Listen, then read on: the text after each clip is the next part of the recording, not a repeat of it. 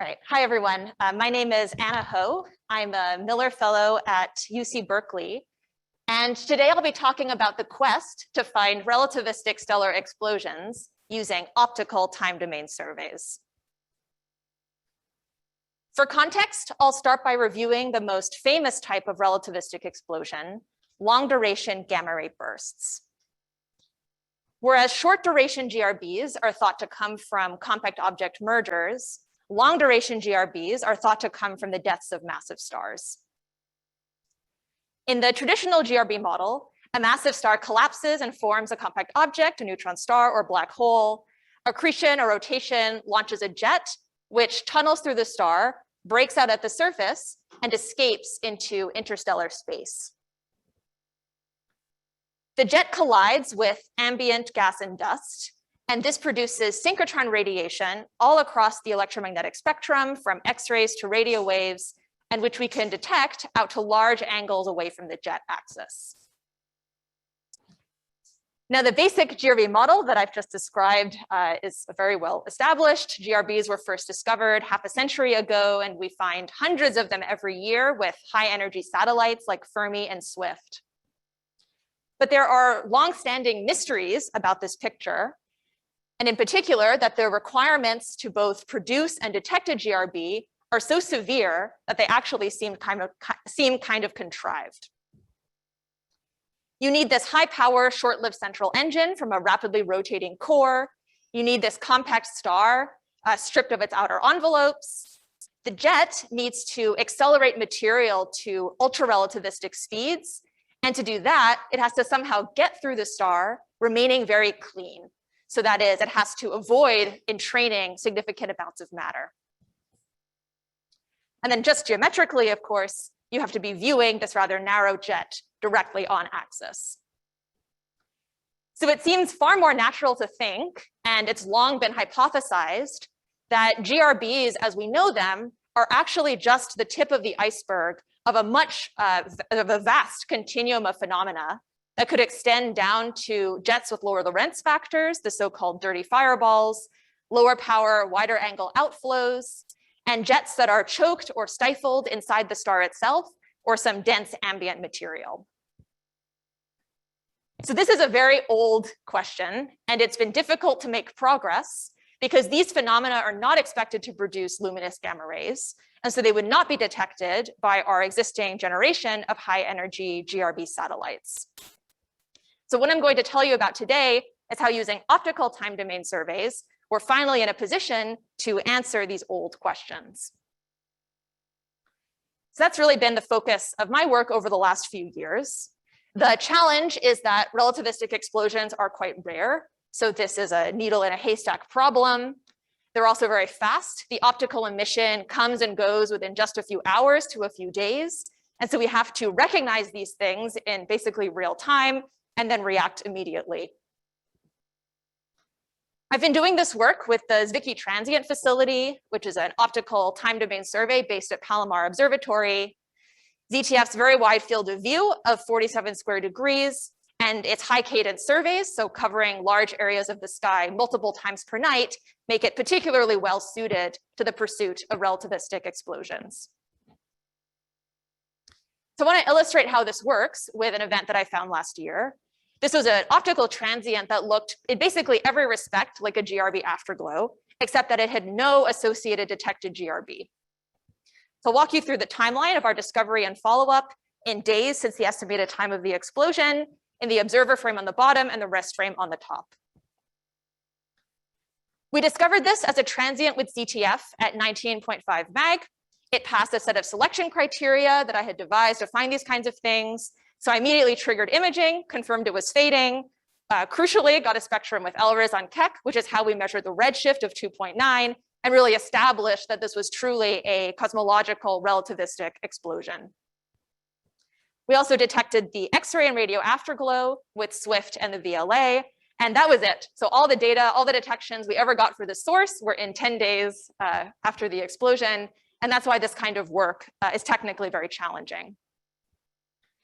But it's been very fruitful. So now that I've described our motivation for finding relativistic explosions and summarized our approach to doing so, I'd like to sort of summarize the emerging optical landscape of relativistic explosions. And I'll do that using this plot on the right, which shows the characteristic duration of the optical transient on the x-axis and the peak luminosity on the y-axis in absolute magnitudes on the left-hand side and ergs per second on the right-hand side. So on the plot right now, I'm showing various classes of established supernovae as measured by ZTF, core collapse massive star explosions, type 1a thermonuclear supernovae, and superluminous supernovae. Optical afterglows as measured in follow-up observations to GRBs typically reside in the upper left-hand corner of this diagram. So at ZTF, we have found 4 afterglows at cosmological distances that had no associated detected GRB.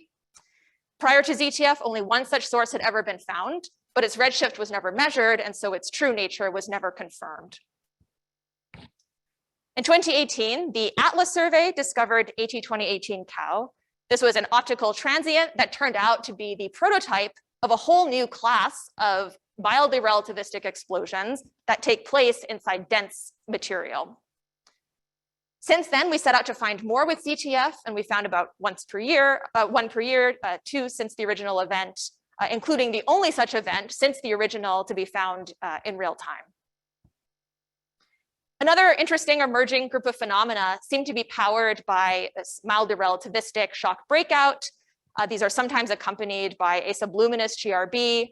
There are various ideas in the literature for what these could be, ranging from choked jets to slightly off-axis jets to successful but kind of low-power jets.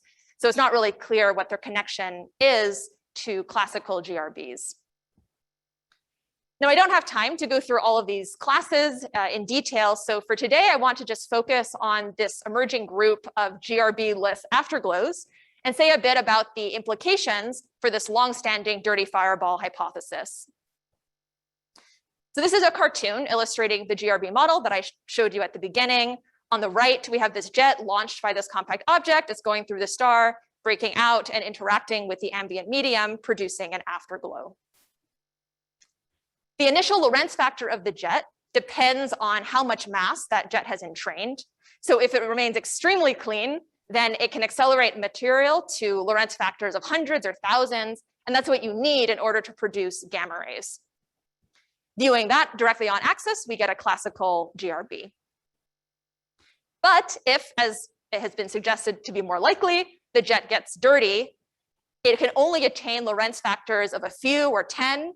In that case, you cannot produce gamma rays. You might produce something like an X-ray flash, and that's the dirty fireball model. Now, the hypothesis is that GRBs are just the extreme case. And so that would imply that dirty fireballs should be far more common than the clean ones. And there's a simple way to test that hypothesis, because these phenomena are all expected to produce similar looking, very luminous afterglow emission. So if you look for the afterglows first, agnostic to whether there was a GRB, you should be able to see whether there truly is a dominant population of these dirty fireballs. And with ZTF, we can basically rule this out at this point. So we have found 10 afterglows over the last few years, of which 6 turned out to have a basically normal associated detected GRB. So that strongly implies that if these dirty fireballs exist at all, then they are not more common than classical GRBs, which is actually kind of a surprising result. So then what are these things we're finding, if not dirty fireballs? Well, it is possible that some of the ones we're finding are dirty fireballs. They're just not as common as we had expected. It could be that we're seeing jets very slightly off axis. Another possibility is that these are just normal GRBs where the high energy emission was missed by GRB satellites due to their sensitivity and coverage. The primary limitation to being able to definitively say what these things are is a lack of sensitive high energy coverage, particularly in the soft X-ray band. But fortunately, this will be solved in the next few years with the launch of SVOM. This is a wide field sensitive X-ray monitor, and this will have the sensitivity and sky coverage that we need to determine the nature of these mysterious events. Okay, so to summarize, there's this longstanding prediction that GRBs should just be a rare manifestation of a broad landscape of phenomena. And it's been an observational challenge for a long time now to try to find relativistic explosions outside the gamma ray band without relying on a trigger from a satellite. With ZTF, we have managed to do this. So every few months, we find an explosion that is at least mildly relativistic. A surprising result to come out of this so far is that dirty fireballs, if they look like we expect them to look, are not more common than classical GRBs. And the next step is to take these emerging observational classes of phenomena and establish their physical connection to classical GRBs, and then on the other extreme, ordinary supernovae. And this will be greatly helped by joint observations between ZTF and a sensitive wide field X-ray facility. So thank you for your attention, and I'd be happy to take any questions that you have.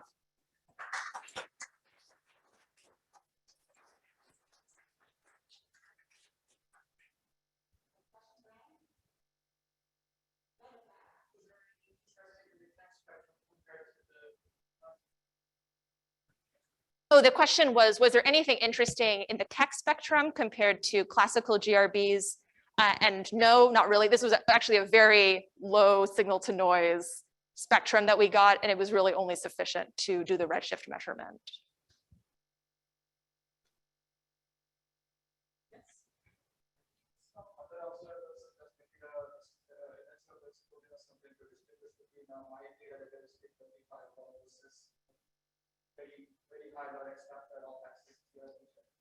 Right, so the question was, in some of these afterglows that we're finding, is there some observation we could use to distinguish, to basically measure the Lorentz factor? So the problem is that what I'm referring to is the initial Lorentz factor. So the Lorentz factor when the jet just breaks out, by the time you're observing the afterglow, you've actually lost information about what that initial Lorentz factor was in these optical bands. So that's actually why this works, because seeing the optical emission, you're not actually that sensitive to the Lorentz factor. There are other strategies for inferring the initial Lorentz factor through detailed modeling, in particular of the millimeter, the high frequency, the millimeter wavelength afterglow.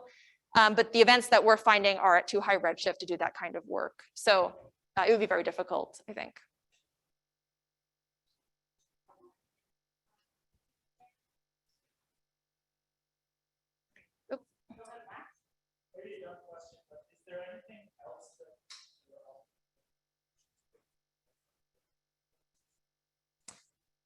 So the question was, is there anything that these phenomena could be other than things related to GRBs? So yes, absolutely. I guess there are different classes that I mentioned. The ones that are really at cosmological distances, the only other things that look like, they really do look sort of identical to GRB afterglows. But some of these other classes that I mentioned, I think a good example would be AT2018 cow and this group that seemed to be some mildly relativistic thing and some kind of dense material.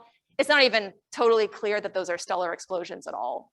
So you're right, they might actually not be related to GRBs aside from having the essential ingredients of a central engine and then some outflow that interacts with some medium. We don't really know, and that's part of what we're trying to figure out now. One quick question, what's your expected discovery rate with the Rubin Observatory? That depends on its decision about its cadence.